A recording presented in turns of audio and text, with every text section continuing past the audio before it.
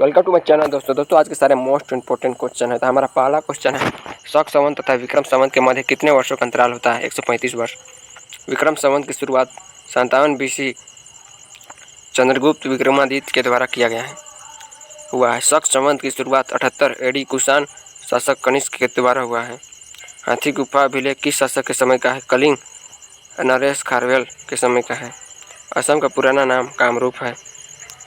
असम का पुराना नाम कामरूप है। उड़ीसा का पुराना नाम कलिंग है। उड़ीसा का पुराना नाम कलिंग है। कलिंग युद्ध 261 ईसा पूर्व सम्राट अशोक के शासनकाल में हुआ था। अशोक के 13वें अभिलेख में कलिंग युद्ध का उल्लेख किया गया है। अशोक के 13वें अभिलेख में कलिंग युद्ध का उल्लेख किया गया। सती प्रथा का उल्लेख 13वें अभिलेख में किया गया है। प्रयाग प्रशस्ति की रचना हरिश्चंद्र समुद्रगुप्त के समय किया गया है। एहोल अभिलेख पुलकेशिन द्वितीय के द्वारा किया गया है। वेदों में झेलम नदी को वितिस्ता के नाम से जाना जाता है। चिनाब नदी को अस्किनी के नाम से जाना जाता है। रावी नदी को परिसनी के नाम से जाना जाता है। व्यास नदी को विपाशा के नाम से जाना जाता है। गाय को अगन्या के नाम से जाना जाता है। अगन्या को गाय के नाम से जाना जाता है। तो हमारा नेक्स्ट क्वेश्चन है, सिंधु की सबसे लंबी सहायक नदी चेनाब नदी है दोस्तों। सबसे ऊंचा रेल पुल चेनाब नदी जम्मू कश्मीर में है। दुलहस्ती बगलिहार सलाल परियोजना चेनाब नदी में है। तुलबुल परियोजना झेलम नदी में है। किशन गंगा परियोजना झेलम की सहायक किशन गंगा नदी है। दो नदियों के बीच के क्षेत्र को क्या कहते हैं? दोआब कहते हैं।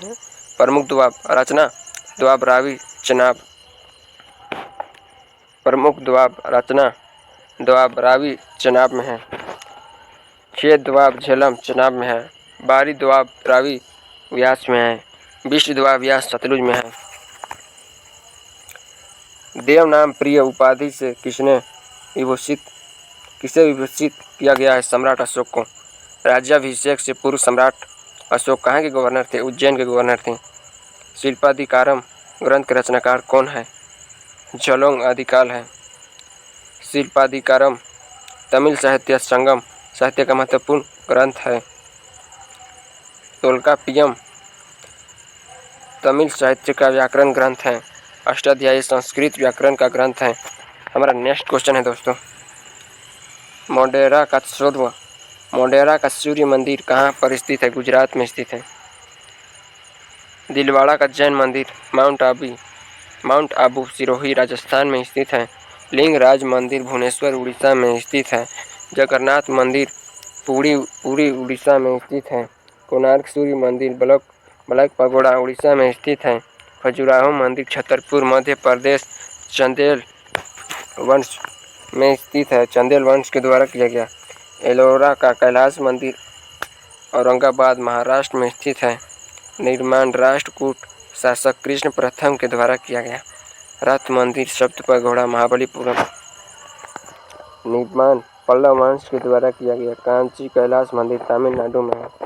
बृहदेश्वर मंदिर तंजावुर तमिलनाडु में है। निर्माण चोल शासक राजराज प्रथम के द्वारा किया गया। मेगास्थनीज चंद्रगुप्त मौर्य के दरबार में आया था। मेगास्थनीज सेल्यूकस निकेटर का राजदूत था। इंडिका पुस्तक के लेखक मेगास्थनीज था। फाहियान चीनी यात्री चंद्रगुप्त द्वितीय के शासनकाल में भारत आया था। फाहियान चीनी यात्री चंद्रगुप्त द्वितीय के शासनकाल में भारत आया था। इंडिका पुस्तक के लेखक मेगास्थनीज। हेवन सांग चीनी यात्री हर्षवर्धन के शासनकाल में आया था। हेवन सांग चीनी यात्री हर्षवर्धन के शासनकाल में आया था। हेवन सांग चीनी यात्री हर्षवर्धन के शासनकाल में आया था। सुजुकी पुस्तक हेवन सांग के द्वारा लिखा गया है। तहकीक ए हिंद पुस्तक अलबरूनी के द्वारा लिखा गया है। हमारा नेक्स्ट क्वेश्चन है दोस्तों, अष्टप्रधान शिवाजी के दरबार में थे। पेशवा प्रधानमंत्री, अमात्य वित्त मंत्री, दबीर सुमंत विदेश मंत्री थे। चौथी कर और स्वदेश मुखी कर मराठा साम्राज्य के द्वारा लगाया गया था। चौथा कर यह कुल राजस्व का 1/4 भाग था, जिसे गैर मराठा क्षेत्रों से मराठा आक्रमण से बचाने के एवज में मराठों द्वारा वसूला जाता था। स्वदेश मुखी कर यह आय या उपज का 10% होता था, जो अतिरिक्त कर के रूप में होता था।